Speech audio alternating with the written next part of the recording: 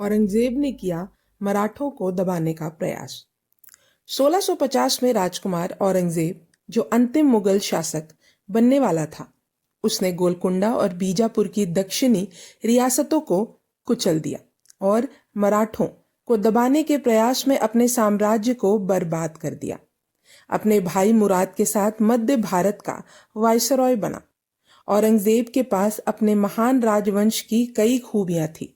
वह योग्य, मेहनती और सपाटन सहनशील था, लेकिन उसके महान गुण एक पुराने कटुपंथ के प्रति उसकी भक्ति के आगे फीके पड़ गए। इस्लाम का सारा सांस्कृतिक विकास, उसका सारा दर्शन और आत्मा की भव्यता और उल्लास उसके लिए कुछ भी मायने नहीं रखते थे। उसका धर्म एक खानाबदोश सरदार, एक अरब गुरिल्ला का धर्म था। वह एक प्यूरिटन की तरह व्यक्तिगत और तीव्र जुनून के साथ सभी संगीत, कला और सौंदर्य से नफरत करता था। वह हर उस चीज से कांप कर आंख फेर लेता था जो उसे इस्लाम के कवियों की इस पंक्ति की याद दिलाती थी कि सृष्टिकर्ता को स्वयं कवि होना चाहिए। जैसे जैसे वह बड़ा होता गया, उसका तप लगभग अमानवीय होता गया। उमर की धर्मोपदेशक गरीबी को धरती पर बहाल करने का संकल्प लेते हुए उसने साम्राज्य के विशाल खजाने से अपनी जरूरतों के लिए कुछ नहीं लिया, लेकिन खुद के लिए थोड़ा जेब खर्च कमाने के लिए उसने टोपियां बुननी, जिन्हें वह भाइयों को बेच देता था। वह नंगे धरती पर सोता था, केवल बाघ की खाल ओढ़े रहता था। मयूर सिंहासन पर बैठने के बाद उसका पहला आदेश शराब के उपयोग के विरुद्ध था, जिसे उसके पूर्ववर्तियों ने न केवल खुलेआम बेचने की अनुमति दी थी, बल्कि पैगंबर के प्रतिबंध के बावजूद अक्सर खुद भी इसका आनंद लिया था। औरंगजेब ने अपने लोगों को शराब पीने के लिए एक प्राचीन हिब्रू पैगंबर की तरह फटकार लगाते हुए कहा, यह बुरी प्रथा इतनी आम है कि भारत में केवल 2 ही व्यक्ति हैं जो शराबी नहीं हैं, मैं और मुख्य न्यायाधीश। हालांकि उसने अपने साम्राज्य में धर्मी लोगों की संख्या का बहुत ज्यादा अनुमान लगाया था। मुख्य न्यायाधीश के संबंध में उस मिलनसार गपशप करने वाले मनुची ने कहा, सम्राट गलती पर है, क्योंकि मैं खुद उसे हर दिन शराब की एक बोतल भेजता था जिसे वह चुपके से पीता था।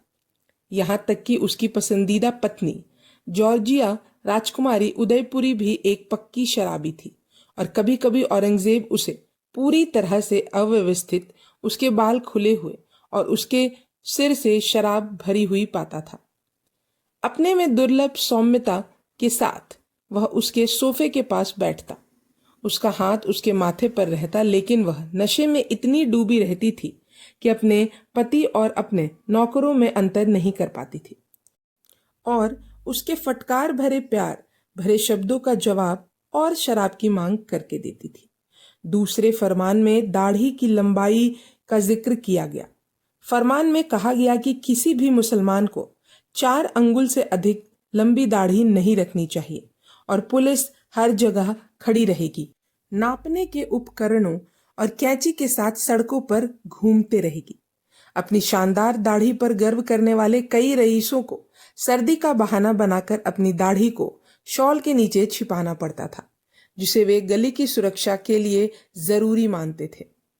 तीसरे आदेश में सभी तरह के संगीत पर प्रतिबंध लगा दिया गया और सभी संगीत वाद्य यंत्रों को नष्ट करने का आदेश दिया गया। महल के चारों ओर भीड़ जमा हो गई और विलाप करने लगी।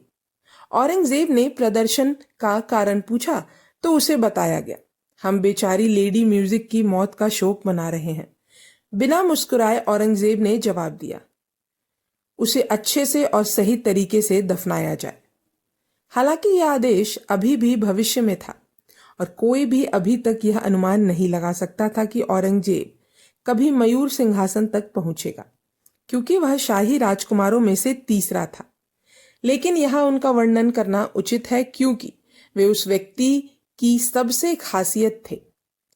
वायसराय के रूप में अपनी नियुक्ति के क्षण से ही जहां तक भारत के दक्षिण का संबंध था, वह शाही विदेश नीति का प्रतिनिधित्व करता था, क्योंकि उसकी शक्ति और दृढ़ संकल्प शौकिया सम्राट की बढ़ती सुस्ती के बिल्कुल विपरीत थी। वायसरॉय का दरबार बदल गया था।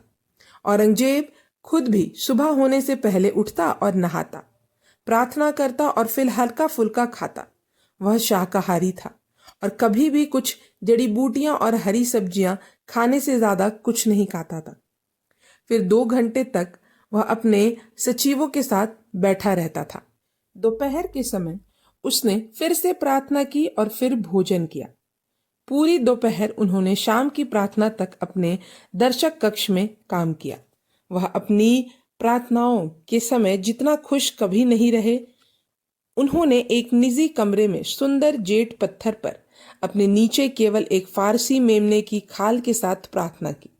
उन्होंने अपने मालाओं को घुमाया और अपनी मालाओं की संख्या के अनुसार 3200 शब्द बोले। वह शायद ही कभी 2 घंटे से ज्यादा सोते थे और रात का ज्यादातर समय कुरान पढ़ने में बिताते थे। 80 से ज्यादा उम्र तक उन्होंने कभी चश्मा नहीं पहना और जिस मुद्रा में समकालीन चित्रकारों ने उन्हें चित्रित किया वह भी किसी धार्मिक काम पर झुके हुए, लंबी गर्दन मुड़ी हुई, पतला हड्डीदार चेहरा आगे की ओर झुका हुआ, काली भारी पलकें वाली आंखें झांकती हुई। अंतहीन काम, प्रार्थना, धार्मिक अभ्यास, लगभग अलौकिक शारीरिक सहन शक्ति। उनके चेहरे पर कभी कोई भाव नहीं झलकता था। सार्वजनिक रूप से वे हमेशा कंधे झुकाए, थोड़ी छाती पर रखे, पलके झुकाए बैठे रहते थे। अगर कोई उनसे बात करता तो वे चुपचाप अपने उत्तरों पर सोचते और फिर अचानक अपना सिर ऊपर उठाकर अपनी पीठ सीधी कर लेते। और फिर उन्होंने जो कुछ भी कहा मुंशी ने लिखा, जवाब देने के लिए कोई जगह नहीं छोड़ी। वह अपनी छल कपट की शक्ति पर गर्व करता था, जो कि अधिकांश लोगों को सम्राट के योग्य नहीं लगता। उसने स्वयं लिखा था, कोई भी व्यक्ति छल कपट के बिना शासन नहीं कर सकता। चालाकी पर निर्भर सरकार हमेशा चलती रहेगी।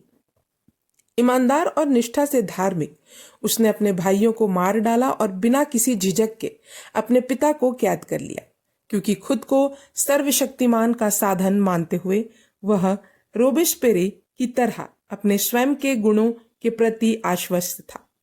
और किसी भी आकस्मिक हिंसा ने उसे अपने प्रमुख मिशन से विचलित नहीं किया, जो कि बुत परस्तों को दंडित करना और धर्म को उसकी मूल सादगी में फिर से स्थापित करना था।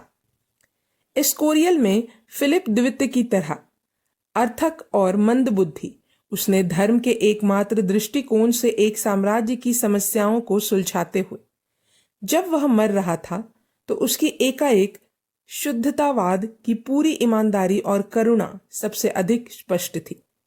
मुझे नहीं पता कि मैं कौन हूं, उसने अपने बेटे को लिखा। मैं कहाँ जाऊंगा या मेरे साथ क्या होगा? पापों से भरा एक पापी। मेरे साल बेकार ही गुजरे हैं। परमेश्वर मेरे दिल में था, फिर भी मेरी अंधेरी आंखों ने उसकी रोशनी को नहीं पहचाना।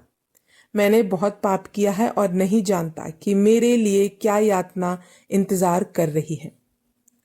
औरंगजेब के वायसरॉय के रूप में नियुक्ति के समय से ही मुगल सीमा पर स्थित किलों और ब्लॉक हाउसों में भयावह गतिविधियां शुरू हो गई थी। युद्ध प्रियता के इस सबूत से शिवाजी को चिंतित होने की आवश्यकता हो सकती है।